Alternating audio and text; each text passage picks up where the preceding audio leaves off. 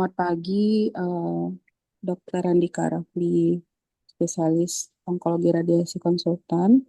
Selamat pagi juga kepada teman-teman, eh, rekan-rekan residen, Chief, COC, serta guru-guru yang telah hadir dalam eh, kelas kuliah subuh pagi ini yang bertema tentang dasar-dasar radioterapi. Sebelum kita masuk ke dalam pembahasan, sebaiknya kita terlebih dahulu memanjatkan puji dan syukur pada Allah Subhanahu wa taala atas rahmat dan karunia-Nya sehingga telah mengizinkan kita berkumpul pada pagi ini.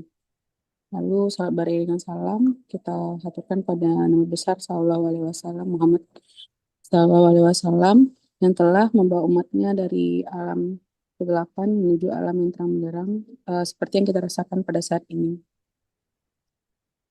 Baik untuk tidak memperpanjang mukadimah, baiklah untuk selanjutnya materi kita serahkan kepada Dr. Andika, pada Dr. Andika Rafli, spesialis onkologi radiasi, konsultan di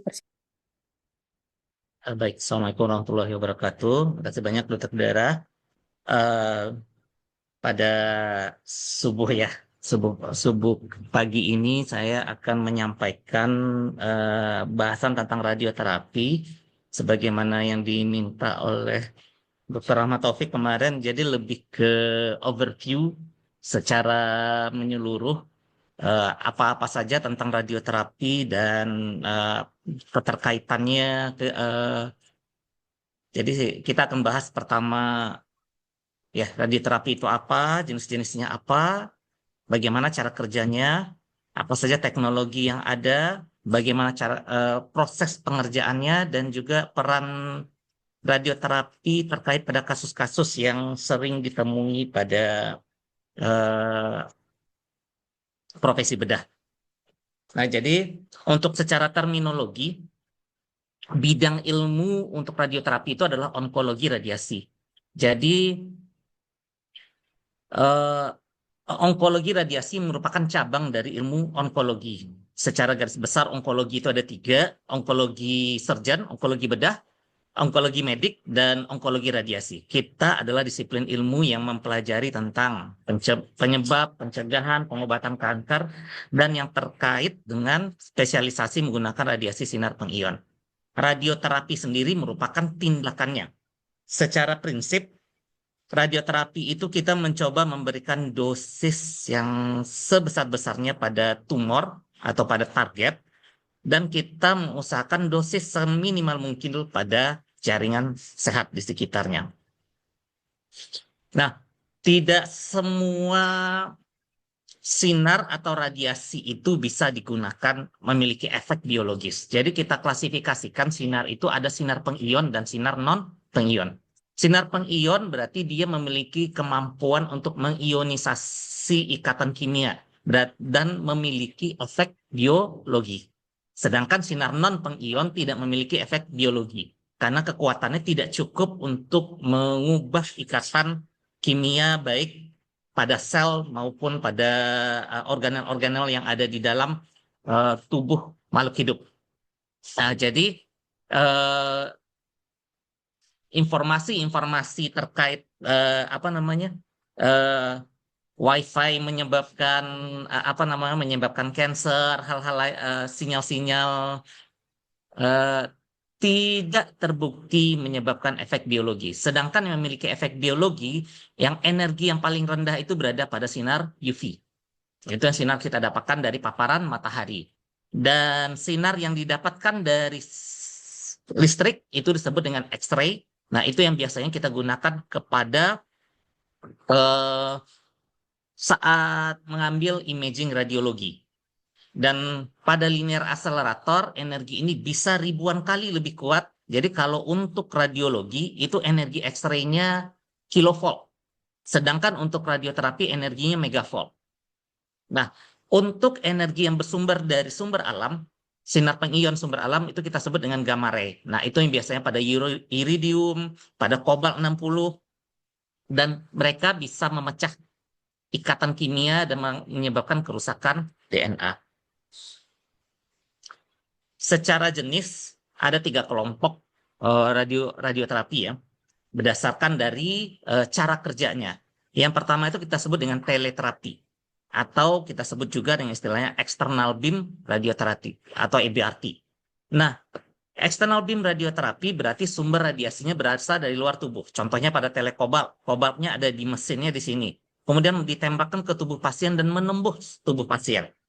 Ada linear akselerator, ada yang linek bersifat bulat seperti tomoterapi atau halcyon, dan ada yang robotik seperti cyberknife. Nah, bentuk yang kedua disebut dengan brachytherapy. Brachy berasal dari kata dekat. Berarti kalau tele tadi asalnya dari jauh, brachy berarti terapi yang dekat. Di mana kita mendekatkan sumber radiasi langsung ke dalam tumornya. Kalau tadi radiasinya dari luar ke dalam untuk teleterapi, maka brachytherapy kita memasang aplikator dan sumber radiasinya itu dari dalam keluar dalam tumor. Nah, sumber radiasi Anda lihat di sini mesin di sini. Di sini adalah mesin penyimpanan sumber brachytherapy. Sumber brachytherapy itu berupa radioisotop, bisa kobalt 60, yodium 125, iridium. Nah, contohnya di M Jamil itu punya kobalt 60, sedangkan di Resunan kita memakai iridium 192. Nah, besarnya itu mungkin sebesar biji beras dan didorong dari mesin ini masuk ke dalam aplikator yang tertanam di tubuh pasien. Pemanfaatan brachytherapy ini cukup beragam, bisa di kanker payudara, kanker kepala leher, paling banyak pada kanker keganasan ginekologi, pada kanker prostat, dan segala macamnya. Yang jenis yang ketiga itu radiasi internal, berarti masuk menyeluruh seluruh tubuh. Perbedaannya adalah sumber radiasinya berdasarkan dari radiofarmaka. Radiofarmaka berarti obat yang mengalir ke seluruh tubuh yang diaktifasi menggunakan siklotron atau sebuah generator yang membuat suatu cairan itu menjadi radioaktif. Nah, hal ini digunakan untuk contohnya pada radioiodin ablasi pada CA tiroid, atau ketika gula diubah menjadi radioisotop bisa digunakan untuk PET scan. Dan pemanfaatan di Indonesia untuk radiasi internal itu digunakan oleh kedokteran nuklir, spesialis kedokteran nuklir. Jadi radioterapi untuk onkologi radiasi kita memakai teleterapi dan brachyterapi, sedangkan untuk kedokteran nuklir menggunakan radiasi internal. Cara kerja dari radioterapi, jadi untuk membunuh sel kanker, radioterapi menargetkan sebagian besarnya itu menargetkan pada DNA, karena kehidupan suatu sel itu terutama berada pada DNA. Nah, energi foton itu bisa menabrak langsung DNA, menyebabkan putusnya ikatan DNA. Nah, kalau putusnya satu disebut dengan single strand break. Sedangkan jika dia kena pada dua tempat, langsung menyebabkan putusnya DNA tersebut disebut dengan double strand break. Nah, double strand break ini otomatis akan menyebabkan sel mengalami apoptosis. Apoptosis sehingga selnya akan mati dan berkurang. Dan radiasi itu sesuai dengan dosisnya dia akan secara random menembak pada sel, sehingga pada DNA ini mungkin bisa saja terjadi multiple single break.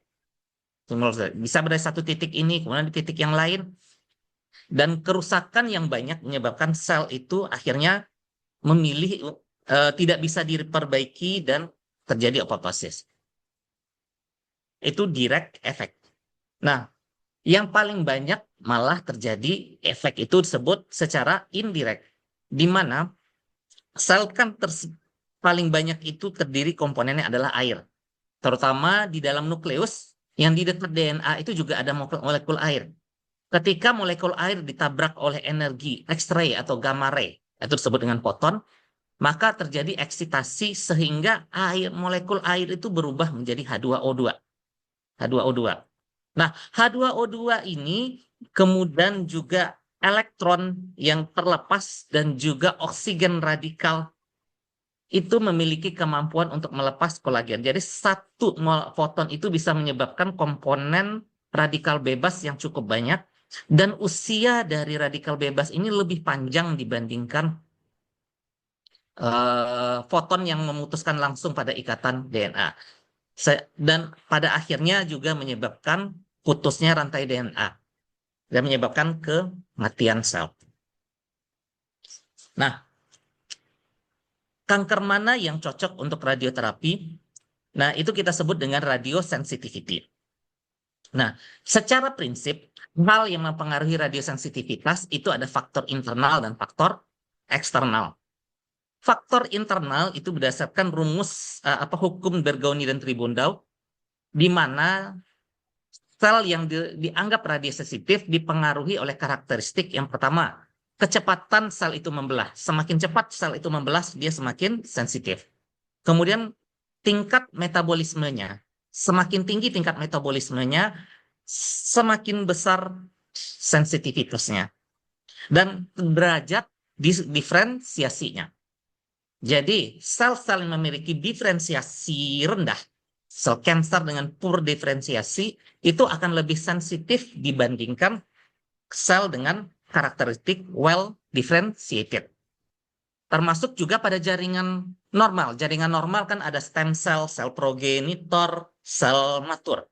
Maka sel-sel yang sifatnya masih muda, contohnya sel darah blast, itu akan lebih sensitif dibandingkan sel yang lebih matur.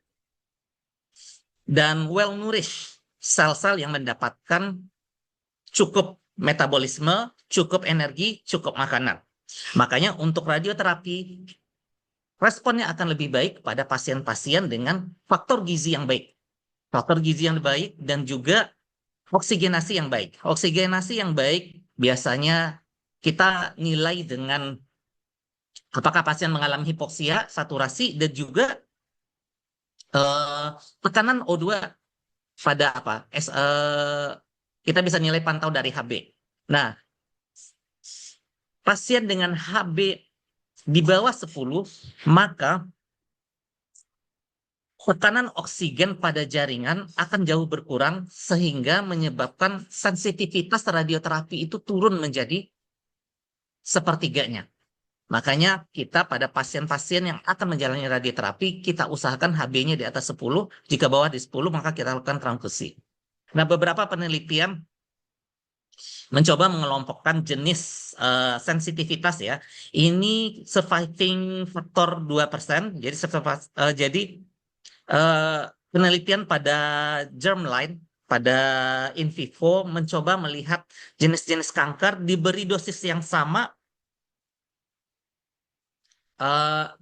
Kita akan melihat seberapa sisanya. Ini 100%, angkanya angka 100%, yang ini 1% ya. Ini tinggal setengahnya. Nah, dengan memberikan untuk golongan seperti golongan blast, limfoma, mieloma, itu sangat sensitif terhadap radiasi. Golongan meduloblastoma, small cell lung cancer, itu juga termasuk sensitif. Yang di tengah-tengah, kanker payudara, bladder, kanker serviks, dan cukup relatif resisten itu adalah seperti tumor pankreas, tumor rektum, dan yang resisten adalah sarkoma, melanoma, GBM, dan renal cell carcinoma. Namun faktor ini juga dipengaruhi oleh faktor eksternal. Jadi yang inherent ini bisa dikompensasi dengan faktor eksternal. Contohnya, pada zaman sekarang dengan peningkatan teknologi, yang dulu misalnya sarkoma yang kita anggap resisten, ternyata dengan peningkatan teknik kita bisa memberikan radiasi dengan dose rate tinggi dan laju energi transfer dari sinar pengion yang lebih tinggi dan juga vaksinasi yang diatur cocok untuk karakteristik untuk sarkoma. Maka pada dekade terakhir ini hasil pada kanker rektum, kanker dan juga untuk sarkoma dan GBM, hasil radiasinya juga jauh membaik. Sehingga kita dapatkan dengan pemberian teknologi-teknologi baru radioterapi menyebabkan sensitivitas pada hasil keberhasilan terapi pada kanker-kanker yang kita anggap radioresisten menjadi lebih baik. Nah, untuk memahami efek samping radiasi, maka ada beberapa hal yang kita perhatikan. Jadi, jika teman-teman dari dokter bedah, teman sejawat dokter bedah mendapatkan pasien yang melewati radioterapi, maka kita bisa membayangkan efek samping apa yang akan didapatkan. Yang pertama adalah perhatikan daerah mana, region mana yang diradiasi. Contohnya kanker payudara. Kanker payudara mungkin yang diradiasi adalah dinding dada. Maka kita harus memikirkan organ apa yang ada pada target radiasi. Nah, pada kanker payudara yang diradiasi adalah dinding dada, sila, dan leher. Maka kita harus memikirkan organ-organ apa yang berdekatan dengan target tersebut.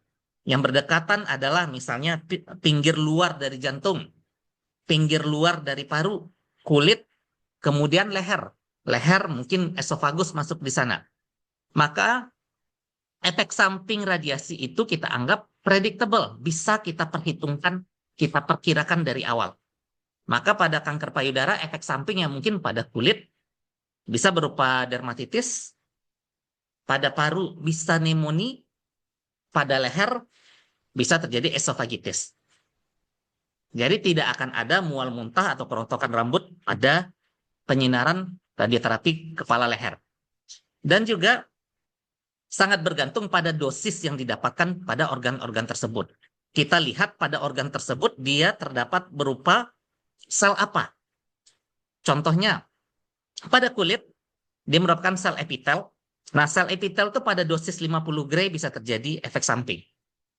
Epitel kulit ya, epitel kulit. Sedangkan jika radiasi pada pelvic, maka contohnya jika terdapat sel-sel gonad itu sangat sensitif pada radiasi. Dan sel-sel yang kebal terhadap radiasi berupa sel-sel yang cenderung lebih matur, contohnya sel darah yang matur ya, yang sudah matur, sel otot, sel-sel penunjang, dan juga sel-sel saraf. Untuk efek samping sendiri bisa berupa efek samping inflamasi yang terjadi pada awal-awal radiasi, yaitu disebut dengan early side effect radioterapi. Early ini terjadi durante radioterapi sampai 2 minggu pasca radioterapi. Konsepnya, prinsipnya yang terjadi adalah inflamasi dan kematian sel. Kematian sel. Pengobatan yang diberikan adalah mengurangi komplikasi dari kematian sel dan komplikasi dari inflamasi dan menekan inflamasinya. Sedangkan efek samping lanjut terjadi rentang bulanan sampai tahunan pasca radiasi. Hal ini terjadi karena inflamasi tersebut karena penyembuhan tidak sempurna digantikan dengan fibrosis dan jaringan ikat sehingga terjadi perubahan komposisi sel yang dominan fibrotik atau perubahan deformitas atau perubahan anatomik karena tumbuhnya jaringan fibrotik. Jadi setiap sel bisa terjadi acute toxicity dan lag toxicity. Nah, mungkin hal-hal yang biasa terjadi yang kita cerita tadi ya, pada kulit bisa dermatitis pada akutnya, sedangkan pada late bisa berupa telangiectasis atau permanent hair loss. Pada otak bisa terjadi letih, bisa terjadi, sedangkan late-nya bisa penurunan kognitif. Nah, pada bawel bisa terjadi diare, sedangkan pada bawel ini misalnya pada kanker rekti ya, ini bedah digestif paling sering kirim ke kita, bisa efek samping akutnya bisa berupa diare kalau dia mengenai rektum, kalau targetnya kolorektal lebih tinggi, bisa mengenai usus kecil, bisa terjadi nausea.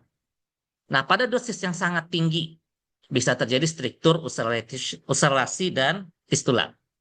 Dan kembali, di radioterapi kita bisa menghitung dosis yang didapatkan oleh organ-organ ini sehingga sebelum kita beri terapi kita targetkan dosis yang didapat oleh organ-organ ini berada pada daftar aman di mana kita efek samping radioterapi itu terdiri dari grade 1, 2, 3, dan 4 dan hanya planning radioterapi dianggap baik jika maksimal pada perkiraan efek samping grade 1 dan grade 2. Seperti kalau ulcerasi dan fistula itu udah grade 3 dan 4, kita tidak akan melanjutkan planning seperti ini.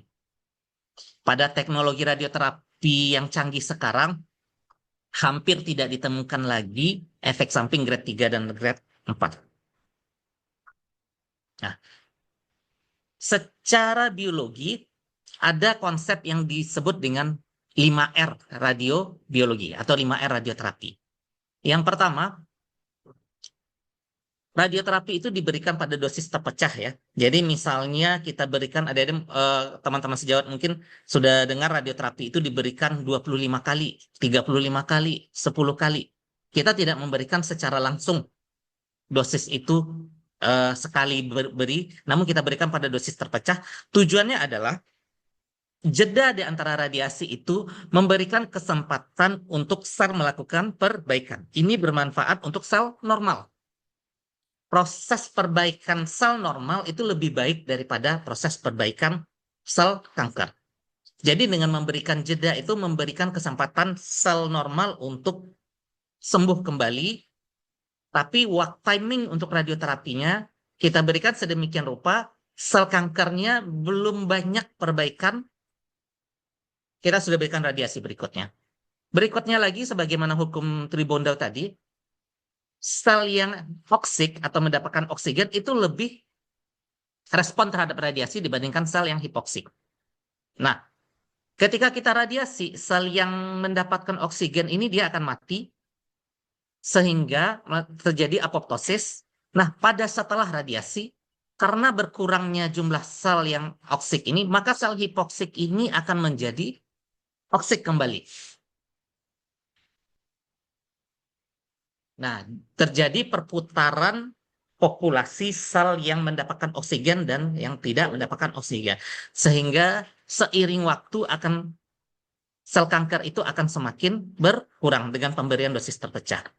Kemudian juga terjadi redistribusi. Nah, sel kanker itu mengalami siklus sel, di mana pada saat dia membelah dan persiapan pada fase M dan fase G2 merupakan fase yang sangat sensitif terhadap radiasi. Pada saat yang bersamaan, satu waktu mungkin ada proporsi sel yang berada pada posisi M dan G2. Saat ini dikena radiasi, sel-sel ini akan mati. Kita istirahatkan radiasi besok harinya, maka yang sel-sel yang berada G1 dan S ini akan pindah ke fase M dan fase G2, sehingga besok harinya yang sel yang berada fase M dan G2 ini akan mati dengan radiasi. Kemudian ada yang namanya repopulasi dari sel. Nah, ini bermanfaat baik untuk sel normal, misalnya sel mukosa ketika mati oleh radiasi, pada saat istirahat itu dia akan tumbuh kembali dan memperbaiki. Namun hal ini jelek untuk sel kanker. Dan juga R yang berikutnya adalah radiosensitivity intrinsik yang kita sudah bahas tadi. Sebagai informasi tentang untuk memahami pemberian dosis dan vaksinasi. Nah, satuan radiasi kita sebut dengan Gray. Definisi Gray adalah energi yang diserap per kilogram materi. Jadi, satu Gray adalah energi 1 Joule diserap oleh 1 gram materi atau jaringan. Nah, dosis standar atau konvensional per kali pemberian dengan rentang 1,8 sampai 2 Gray. Jika kita berikan lebih dari dosis itu, kita sebut dengan hipofraksinasi. Sedangkan jika kurang dari 1,8, biasanya 1,5, 1,6, maka kita sebut dengan hiperfraksinasi. Jadi secara standar, kita bisa berikan dosis terpecah, namun kondisi-kondisi tertentu kita bisa berikan vaksinasi yang berbeda. Dan ini ada hitungan dosisnya. Nah, secara umum, radiasi-radiasi yang bersifat radikal, kita bisa berikan dosis rentang 60-70 Gray. Sedangkan adjuvan untuk resiko rendah, kita bisa berikan sekitar 50 Gray. Dan terapi-terapi paliatif bisa diberikan 1 kali, 5 kali, dan sampai 10 kali radiasi.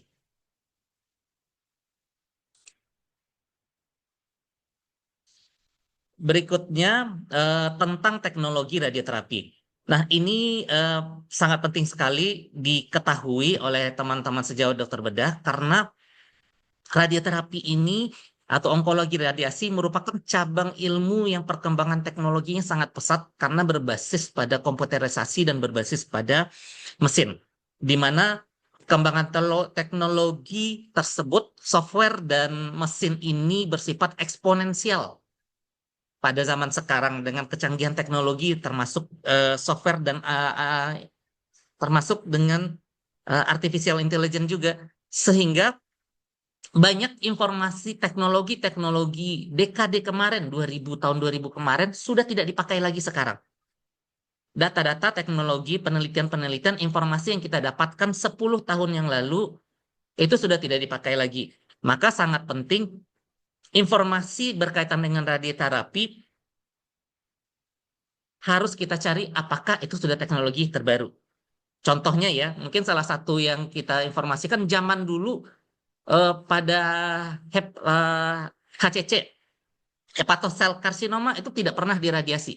Namun dengan munculnya teknologi stereotaktik, teknologi image guided radioterapi, pada zaman sekarang jika kita baca guideline-guideline tentang kanker hepar, radioterapi sudah memiliki peran.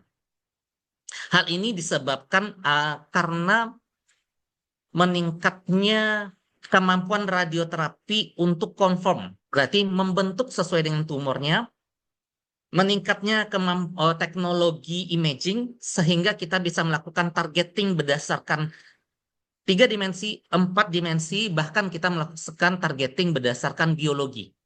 Jadi pemanfaatan PET scan, MRI biologik, hal itu menyebabkan semakin canggihnya radioterapi. Nah, ini berdasarkan teknologi radioterapi ya. Nah, jadi teknologi tahun yang lama itu disebut dengan 2D, teknologi 2 dimensi. Nah, teknologi 2 dimensi mungkin contohnya seperti M. Jamil pada tahun sebelum 2018 ya, masih menggunakan teknologi 2 dimensi.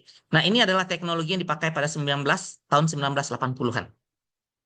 1980-an, di mana kita berbasiskan X-ray 2 dimensi. Sedangkan standar minimal untuk radioterapi di dunia sekarang diharapkan minimal 3D CRT. Di mana 3D CRT ini harus berbasis komputasi dan berbasis modeling software. Dengan 3D CRT sudah bisa dilakukan perhitungan dosis yang didapatkan oleh tumor berapa, dosis yang didapatkan oleh organ berapa.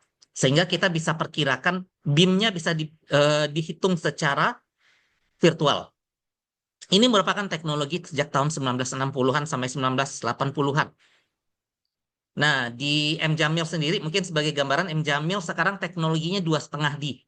2,5D itu berarti transformasi di antara teknik 2D dan 3 dimensi ini. Nah, pada zaman sekarang, mulai beralih standar radioterapi itu harus bergeser dari 3D menjadi IMRT atau VMAT. Nah, kelebihan dari IMRT dengan VMAT ini kita bisa melakukan dose painting.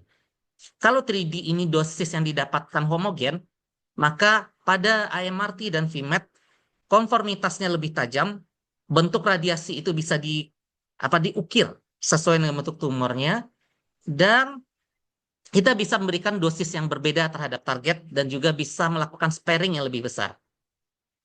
Tahapan berikutnya teknologi radioterapi itu dengan kita bisa memperhitungkan pergerakan tubuh. Nah, misalnya saat radiasi itu setiap kali penyinaran tubuh pasien bisa bergerak, pasien bernafas, organ tubuh bergerak, maka terjadi pergerakan tubuh. Dengan kita bisa mengikuti pergerakan tubuh tersebut, maka radiasi juga semakin lebih konform dan semakin lebih akurat.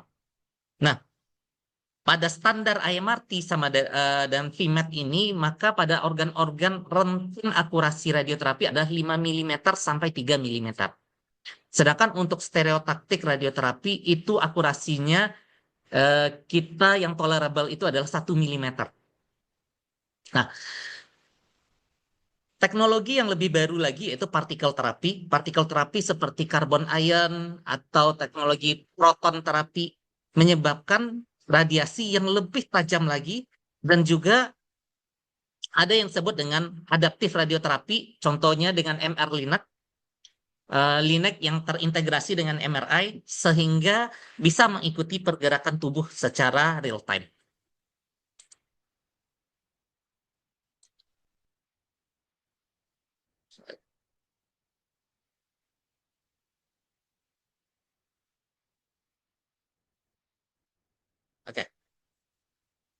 Oke, terlihat bergerak ya. Jadi sebagai gambaran, kalau radioterapi itu secara teknologi kita sebut dengan dose sculpting. Jadi kita mengukir dosis. Nah, pada teknologi dua dimensi, ini karena hanya berbasis pada land land marking berdasarkan tulang, maka daerah yang terpapar dengan radiasi itu sangat besar. Sedangkan mungkin yang warna biru ini, teman-teman bisa lihat, ini adalah target yang akan kita kejar dengan radioterapi. Maka terjadi pergerakan. Maka pada teknologi dua dimensi, efek sampingnya cukup besar. Nah, pada teknologi 3D konformal, ini 3D konformal, kita sudah bisa melakukan perhitungan dosis. Daerah yang terpapar radiasinya lebih konform, lebih membentuk, namun tempat-tempat lain, organ-organ yang berdekatan masih sulit untuk di-sparing. Nah, sedangkan IMRT, kita bisa lakukan sculpting dose. Nah, di sini kita lihat bentuknya itu bisa sangat menyesuaikan dengan bentuk target dari organnya. Nah, yang disebut dengan IGRT adalah radiasinya bisa mengikuti pergerakan sel sehingga lebih minimalisir lagi eh, eh, pada organ dan kita bisa melakukan eskalasi dosis. Nah, contohnya ya kita lihat pada sarkoma. Sarkoma itu butuh dosis lebih dari 70 gray untuk respon yang baik. Tapi pada dosis 70 gray, jika terkena kepada contohnya pada organ-organ epitel, maka terjadi efek samping grade 3 dengan grade 4.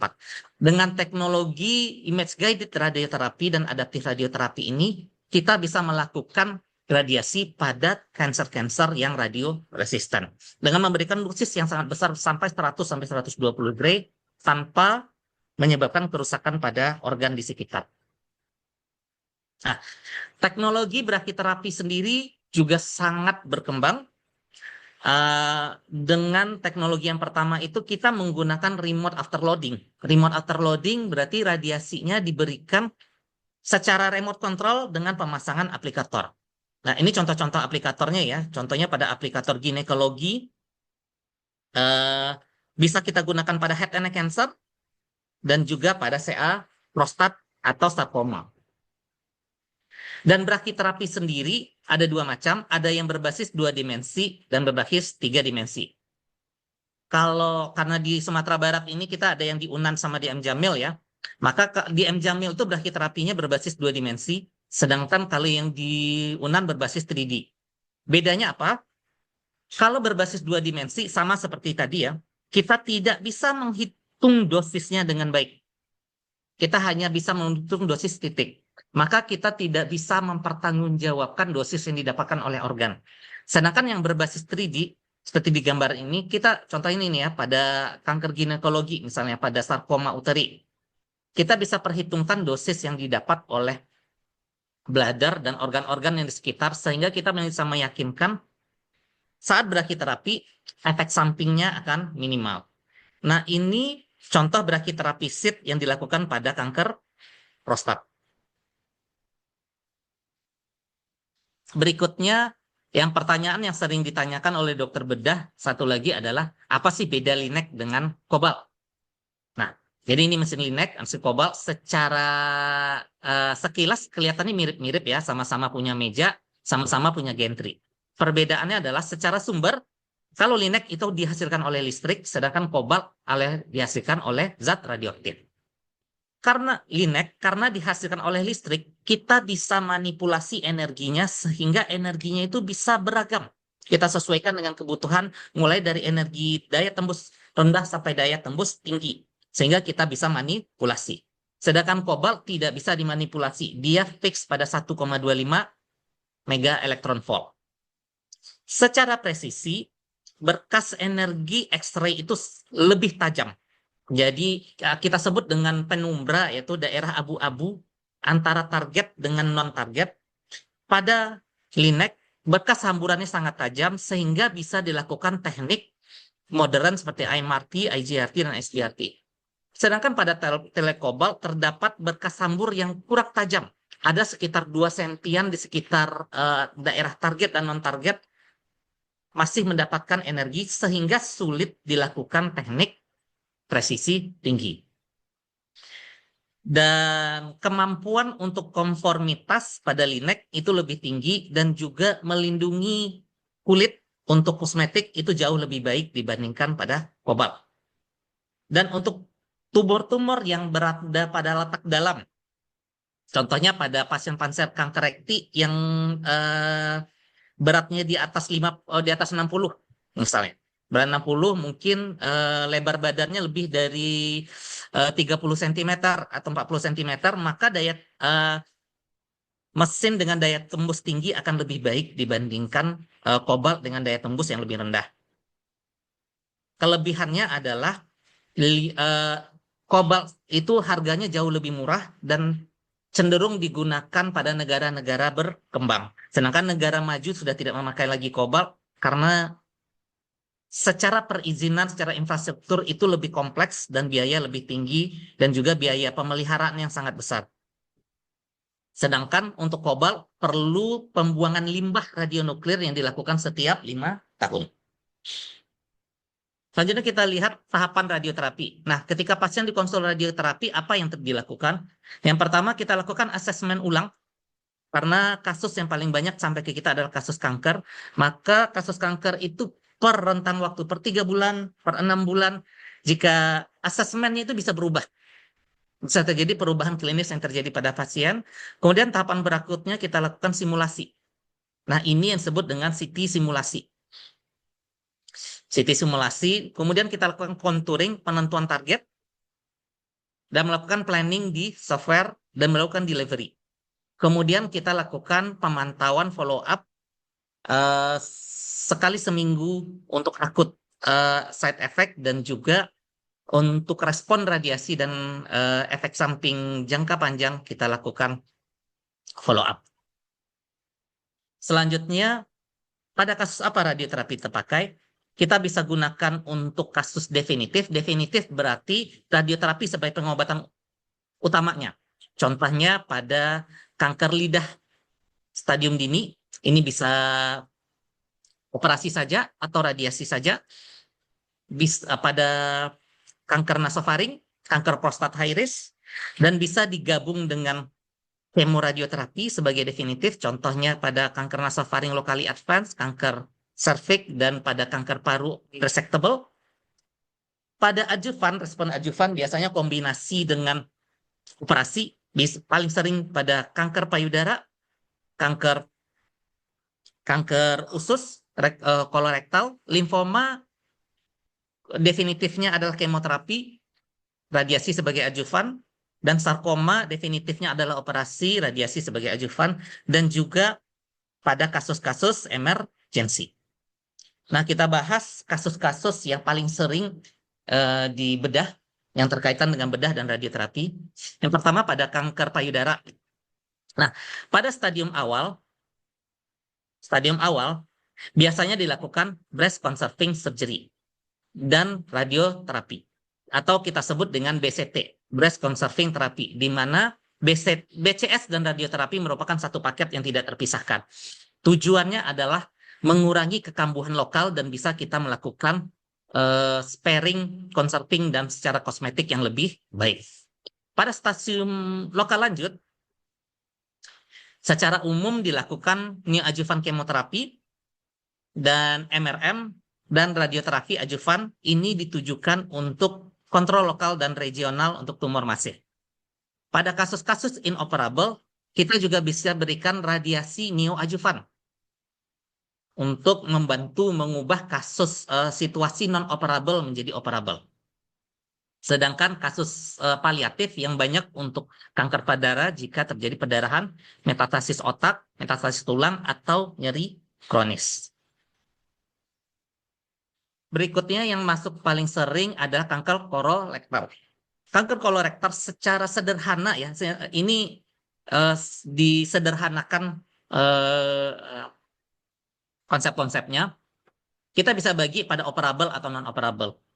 Jika pada asesmen awal operasi dianggap kanker kolorektalnya operable, maka disarankan kita lakukan short course preoperatif radioterapi.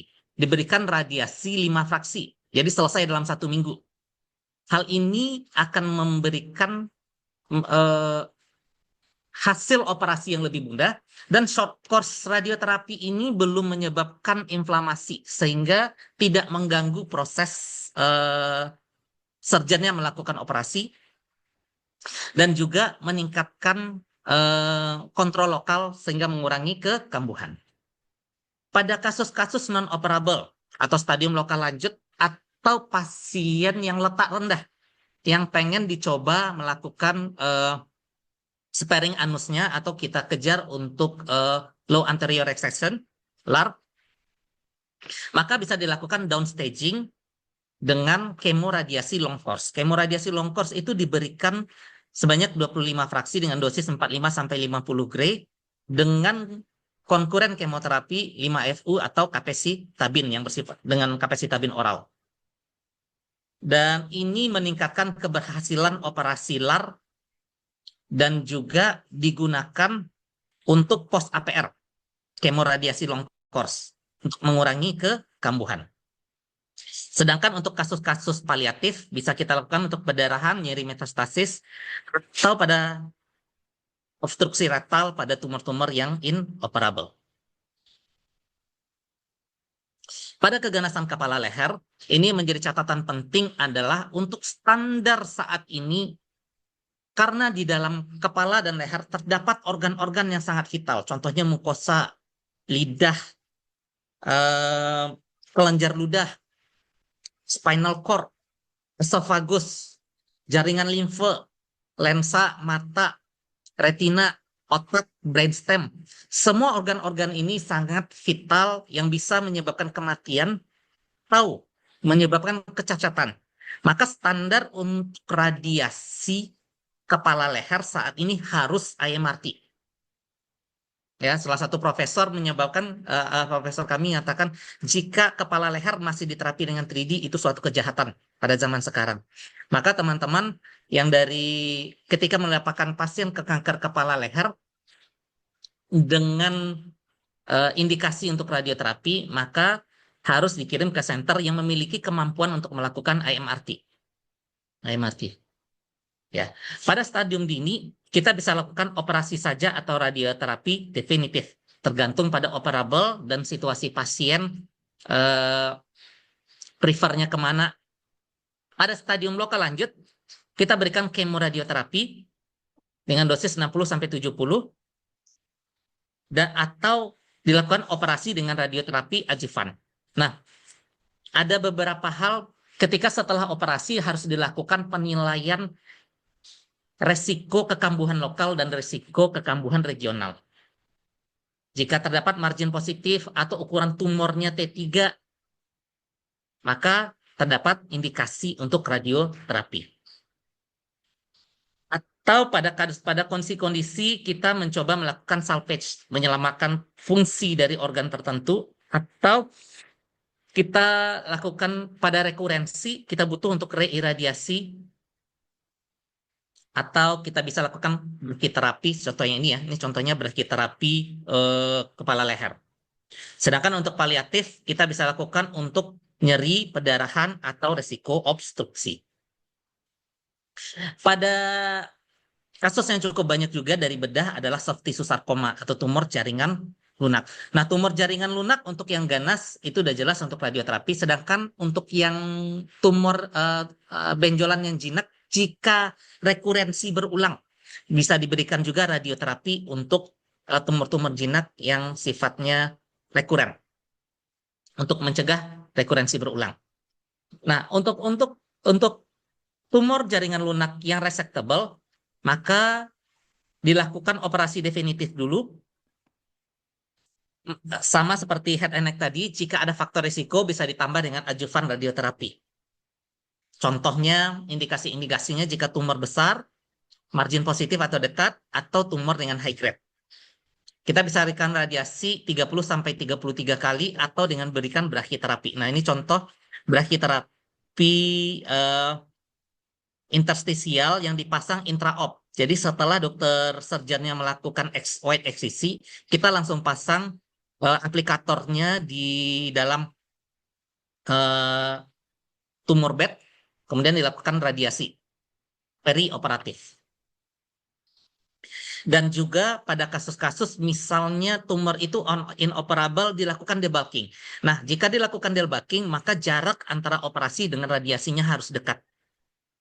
Atau radiasi neoadjuvan. Ingin mengusahakan dulu kasus yang non-operable ini menjadi lebih operable atau komplikasinya lebih kecil. Kasus-kasus lain, radioterapi juga bisa dilakukan untuk kasus-kasus non-malignansi. Contohnya, akustik neuroma, adenoma hipofisis, meningioma, dan tumor glomus. Kemudian, untuk gangguan fungsional bisa untuk neuralgia trigemina, penyakit inflamasi untuk keloid, pterygium, dan plantar fasciitis, dan gangguan vaskular untuk AVM. Nah, AVM ini kita indikasinya hanya brain AVM.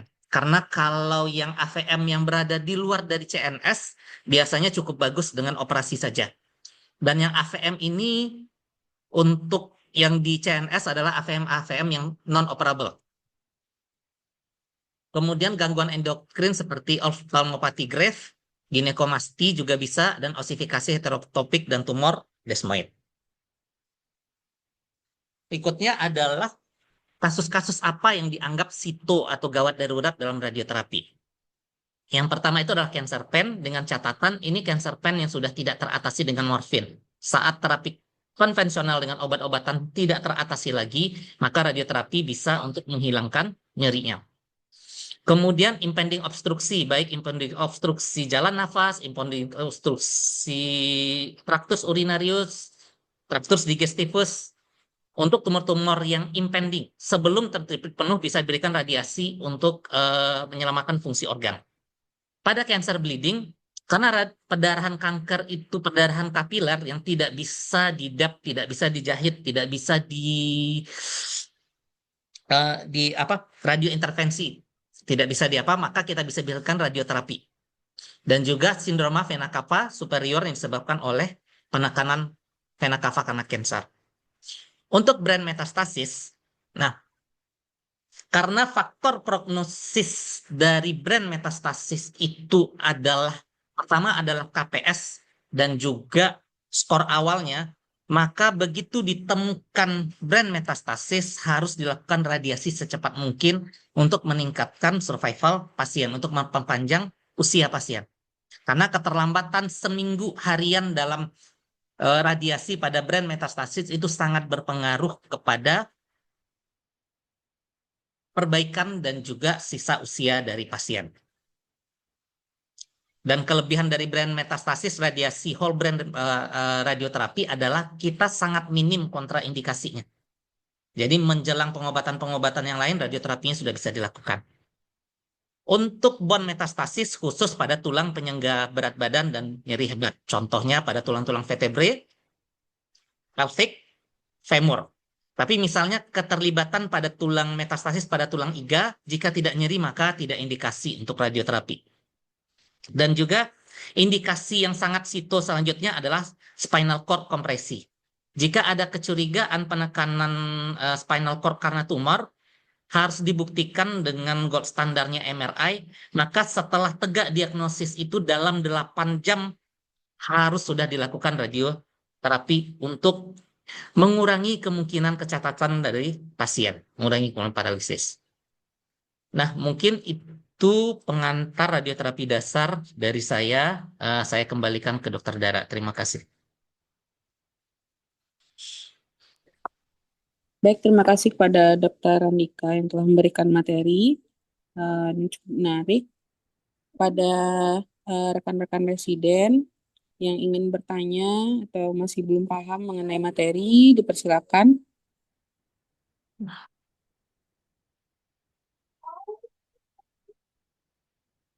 Oh, izin bertanya dok. Baik, silakan pada Dr. Yogi. Izin dokter. Pada saat kita lakukan radioterapi, hal-hal apa ya, setelah kita lakukan radioterapi, hal-hal apa aja yang harus kita pantau dok, untuk menilai efek samping dari radioterapi dan menilai efektivitas dari radioterapinya sendiri dok. Terima kasih dok.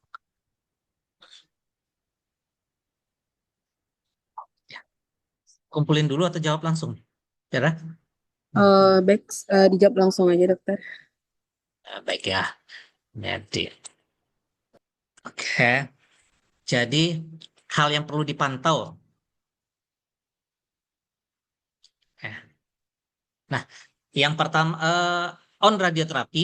Jadi pemantau ketika pasien on radioterapi itu pasien biasanya kontrolnya ke ONGRAD ya, ke kami. Sekali seminggu kita akan melakukan pemantauan efek samping. Karena radioterapi itu diberikan dosis terpecah sedikit-sedikit, maka responnya dan juga efek sampingnya akan muncul perlahan. Setiap minggu kita akan pantau efek samping ini. Efek samping ini. Ketika muncul efek sampingnya, kita langsung tata laksana supportive. Dan juga on treatment itu bisa terjadi perubahan. Contohnya ya, saya dapat kiriman dari dokter dari bedah onko kanker sinonasal misalnya, atau kanker oral. Nah, di awal mungkin stadium dini, di asesmen awal. Jadi kita radiasi lokal saja. Ternyata di tengah jalan tumbuh lagi di tempat yang lain. Nah, kita harus pantau itu supaya on radiasi kita masih bisa kejar di tempat-tempat yang baru. Dan juga ketika sudah selesai radiasi, radioterapi itu menyebabkan kematian sel apoptosis. Ya, sifat yang paling banyak itu apoptosis. Yang kedua itu adalah senescence. Senescence itu adalah sel kanker kehilangan kemampuan untuk membelah. Maka bisa diperhatikan, jika selesai radiasi masih ada sisa sedikit, kita masih tunggu 3 bulanan lagi. Karena kemungkinan sel itu masih ada, tapi dia udah mandul. Tidak kehilangan kemampuan untuk membelah. 3 bulan ke depan masih ada kemungkinan hilang. Maka kita pemantauan respon radiasi, akhirnya evaluasinya itu biasanya dilakukan 3 bulan pasca radiasi. Tujuannya untuk menunggu senescence-nya selesai. Yang kedua adalah untuk menunggu inflamasinya hilang. Karena kalau dengan keadaan inflamasi, kalau hanya CT scan saja agak sulit membedakan itu jaringan tumor ataukah jaringan inflamasi, mempersulit radiologinya untuk membaca hasil. Meskipun dengan MRI yang canggih sudah bisa dibedakan. Dan saat efek samping kronis, nah efek samping kronis itu bisa terjadi bulanan dan tahunan, dan itu bisa saja pasiennya kontrol ke bedah, bukan ke kami. Datang ke bedah. Karena keluhan pertama, nah contohnya misalnya ini pada pasien CA recti yang inoperable, yang terpaksa diberikan dosis tinggi, maka dia bisa terjadi struktur pada usus atau struktur pada esofagus, pada CA esofagus. Maka tata laksananya kalau sudah lihat toxicity dengan prinsip fibrosis tadi, maka tata laksana efek sampingnya kami titipan ke dokter bedah, nanti repair strukturnya atau apanya dari dokter bedah. Oke. Atau fistula juga repairnya dari dokter bedah. Mungkin itu. Baik, terima kasih dok. Bagaimana dokter Yogi? Cukup dok, terima kasih dok.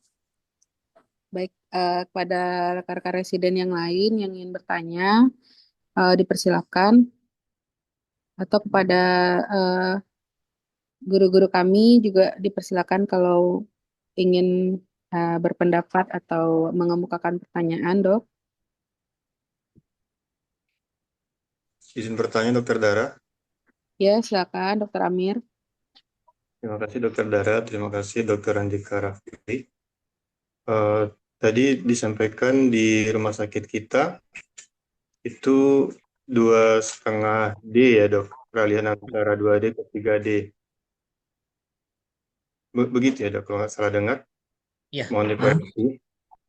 Sementara kalau kami di bagian ortopedi, itu kan banyak sarkoma, dokter. Di mana itu dosisnya harus lebih dari 70 gray. Apakah salah saya menyimpulkan kalau dari bagian ortopedi sebenarnya tidak bisa mengirim ke radioterapi karena memang kondisi kita yang baru 2,5 D, dokter. Terima kasih, dokter. Ya, baik, pertanyaan sangat bagus sekali dari Amir. Jadi pertimbangan kita dalam memilih teknologi. Nah, tentu bagaimanapun high-tech itu dalam kondisi apapun jauh lebih baik daripada yang teknologi rendah. Di luar negeri rata-rata tetap diusahakan kasus apapun minimal IMRT. Namun bukan berarti teknologi 2,5 atau 3 dimensi tidak dipakai. Nah, contohnya pada kasus-kasus lokasi yang efek sampingnya minimal. Contohnya kalau kasus ortopedi sarkoma ya. Sarkoma itu kalau dibersihkan dosis tinggi di ekstremitas, mungkin tidak ada organ yang sangat-sangat vital, tapi kalau dapat dosis tinggi, bahayanya adalah limfedema. Jika kulit itu dapat dosis tinggi seluruh sirkumferensialnya, maka akan jadi limfedema permanen yang akan menyebabkan kualitas hidup yang jelek dari pasien. Nah, dengan IMRT bisa sparing. Nah, jadi yang bisa dikirim ke teknologi yang rendah adalah, karena tidak semua center punya kemampuan itu, adalah kasus-kasus pertama kasus yang tidak butuh dosis tinggi. Contohnya kasus paliatif. Contohnya nyeri kanker. Nyeri kanker dosis yang diberikan hanya dosis besar. Jadi karena nyeri kanker diberikan dosis kecil ya, mohon maaf, dosis kecil. Karena dosis yang diberikan kecil, efek sampingnya tidak perlu. Maksudnya tidak muncul. Yang kedua adalah pada kasus kedaruratan. Kita tidak memungkinkan pasien ditransfer, misalnya pasien rawatan. Tidak mungkin tidak layak transfer, maka lebih besar manfaatnya untuk radiasi di tempat yang terdekat. Contoh-contoh tadi juga misalnya yang ini Dr. Amir saya share lagi pada kasus ini. Sorry. Nah, ya, baik pada kasus cancer pain, impending obstruksi, cancer bleeding, SPKS, brain metastasis sama bone metastasis nomor 1 sampai 6 ini bisa pada teknologi rendah. 2 dimensi dan 3 dimensi pun bisa. Kecuali pada nomor 7. Spinal cord kompresi itu harus high tech. Karena kita harus menyelamatkan medula spinalisnya sebesar mungkin. Karena efek samping kalau spinal cord dapat dosis tinggi juga bisa paralisis pasien. Mungkin itu sejawab ya. Baik dokter, terima kasih dokter. Baik, terima kasih pada Dr. Amir. Pada rekan-rekan residen yang masih ingin bertanya, dipersilakan dok.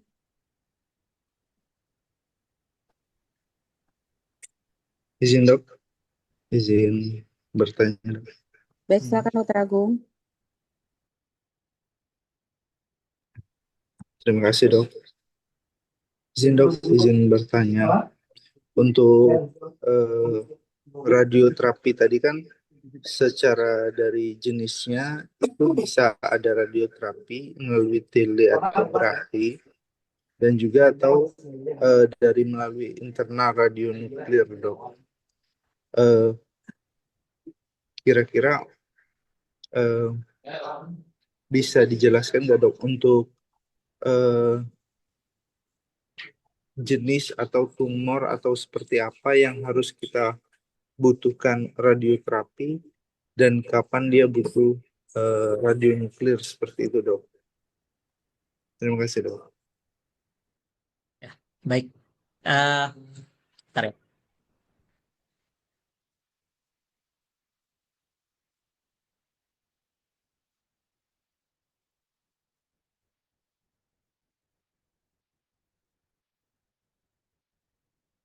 Baik. Tentang kedokteran nuklir. Nah, secara indikasi memang radioterapi atau penggunaan teleterapi dan EBRT, brachyterapi dan EBRT itu indikasinya jauh lebih banyak dibandingkan kedokteran nuklir. Jadi lebih mudah ngafal indikasi kedokteran nuklir daripada yang radioterapi. Karena secara epidemiologi 50% pasien kanker dalam rentang hidupnya akan melewati radioterapi. Nah, radioterapi itu prinsipnya adalah terapi lokal dan regional. Jika kansernya bisa ditunjuk lokal dan regional, memungkinkan secara teknik, berarti bisa di radioterapi. Nah, kelebihan yang radioterapi itu adalah kita sangat sedikit kontraindikasinya. Kontraindikasi. Contohnya yang tidak bisa itu misalnya yang sistemik. Keganasan darah kita nggak bisa tuh. Keganasan darah. Ya, kecuali adjuvan untuk otot yang sifatnya lokal. Nah, sedangkan kedokteran nuklir, prinsipnya adalah radiofarmaka. Radiofarmaka itu kan berjalan sistemik. Ini digunakan pada yang saat ini digunakan untuk terapi hanya 2 yang muncul. Yang pertama itu pada kanker tiroid jenis papilari, dan yang kedua adalah bone metastasis multiple. Nah, untuk tiroid ini kan contohnya nih ya, yodium 131 ini ditelan sama pasien akan mengalir ke seluruh darah. Karena sifatnya tiroid itu menangkap yodium, maka nanti yang mengalir darah itu akan nyangkut di tiroid. Sehingga memungkinkan terjadi radiasi hanya di tiroid. Nah, itu satu. Yang kedua itu penggunaan dengan samarium. Samarium itu dia sifatnya menempel pada tulang yang rusak. Jadi bisa diberikan pada metastasis tulang multiple. Cuma di Indonesia saat ini tidak ada sumber radiasi samarium. Setahu saya belum ada belum ada kedokteran nuklir yang memberikan pelayanan untuk kanker tulang. Karena untuk radioterapi cukup simpel dengan radiasi eksternal. Tapi jika nanti ada samarium, kapan bone metastasis ke radioterapi, kapan yang kedokteran nuklir, jika lesinya terlokalisir, lesinya tidak banyak bisa ditunjuk. Nah, itu lebih ke radioterapi, karena kita bisa radiasinya lokal. Namun jika metatulangnya itu sudah nyebar dari atas sampai bawah, sudah sangat banyak sekali tulang yang kena, maka prioritas samarium. Nah, itu kedokteran nuklir yang terapi. Tapi kedokteran nuklir juga ada yang diagnostik. Diagnostik itu untuk thyroid scan dan SPECT-CT dan PET scan. Nah, PET scan itu dia menggunakan gula yang sudah radioisotop gula. Karena sel kanker itu dia nyerap gula 20-30 kali lipat daripada sel normal. Ketika gula itu dimasukkan ke dalam darah, dia akan nyangkut ke sel kanker. Ketika kita SPECT-CT, kita bisa melihat secara imaging biologik sel kanker itu masih aktif atau tidak. Kalau CT scan dia hanya bisa lihat morfologi. Jadi misalnya sehabis terapi masih sisa kelenjar getah bening, itu bisa saja sisa tidak aktif lagi. Kalau tidak aktif, PET scan negatif, kita anggap itu sudah tidak ada sel kankernya. Nah, itu perbedaan radioterapi, teleterapi, brachyterapi, dan radiasi interna. Ya, mungkin itu Dr. Agung ya. Terima kasih, Dok. Baik, terima kasih dokter. Izin dokter, ada pertanyaan juga dokter dari dokter Randi di kolom komentar. Dokter izin bertanya, dokter Andika, pada pasien dengan head and neck cancer jika tidak dapat dilakukan kemoradioterapi, apakah keefektifannya sama atau baik jika hanya dilakukan radioterapi adjuvan saja? Mohon penjelasannya. Terima kasih dokter Andika. Baik. Untuk stadium lokal lanjut, terutama untuk golongan KSS ya, sampai sekarang studi-studi menunjukkan memang lebih prefer kemoradiasi, karena terjadi efek sinergi antara kemo dan radiasi. Contohnya,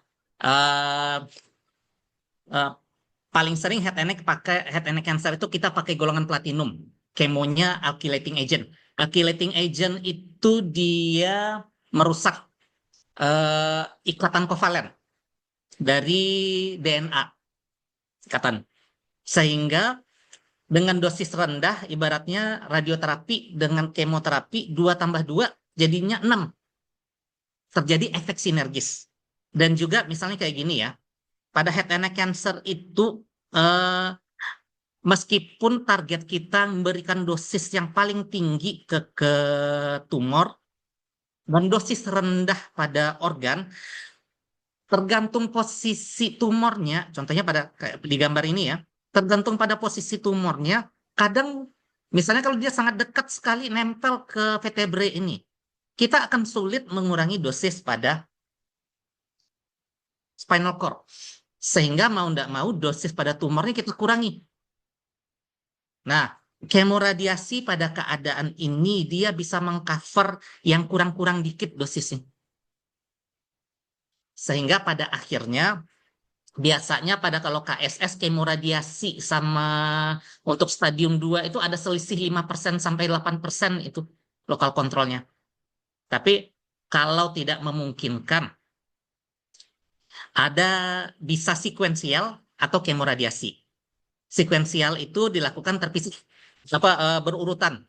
Kemo dulu atau radiasi dulu. Tapi tetap saja kemoradiasi di berbagai macam penelitian, terutama KSS, hasilnya jauh lebih baik kemoradiasi. Mungkin gitu, Dokter Andi. Baik, terima Untuk kasih. stadium lokal lanjut ya. Tapi kalau Eh, stadium dini, single modality, operasi saja atau radiasi saja cukup.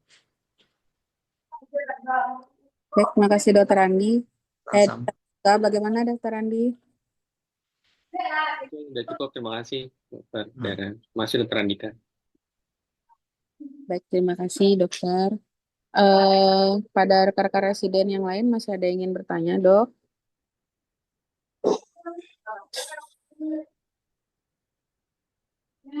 Jika tidak ada, kita mintakan juga pendapat, masukan, feedback dari guru-guru kita. Mungkin kepada Dokter Rizky, Dok. Baik, terima kasih. Assalamualaikum warahmatullahi wabarakatuh. Waalaikumsalam, Dokter Fatih.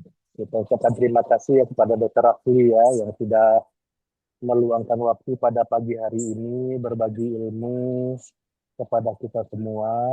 Hari ini ada 3 prodi ini Dokter Rafli, ada dari SP1 bedah, SP1 ortopedi, sama trainee onkologi yang bergabung.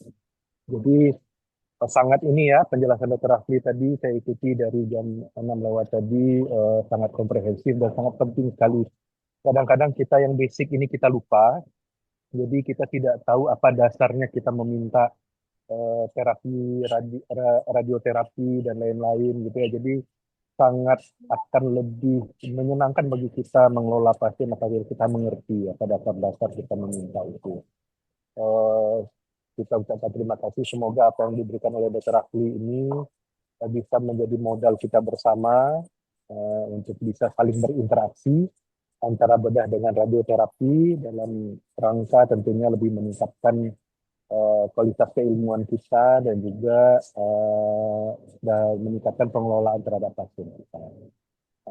Semoga apa yang Dr. Rafli berikan bermanfaat ya pada pagi hari ini. Mohon izin Dr. Rafli, nanti di kemudian waktu akan kita ganggu lagi ya Dr. Rafli ya. Siap, Dok. Untuk topik-topik berikutnya. Ini alhamdulillah dari teman-teman residen bedah ini bersemangat untuk bisa belajar setiap hari Sabtu pagi ini Dr. Rafli. Jadi setiap hari Sabtu pagi ini ada kuliah subuh lah gitu ya.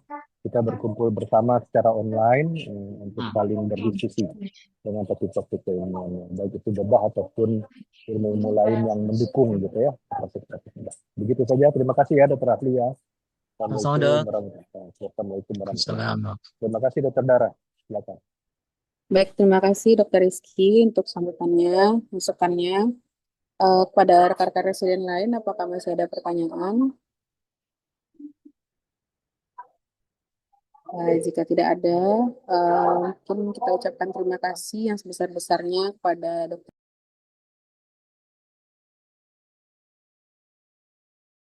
Terima kasih banyak. Izin live ya. Assalamualaikum warahmatullahi wabarakatuh. Waalaikumsalam. Terima kasih Dr. Rafli. Sama-sama.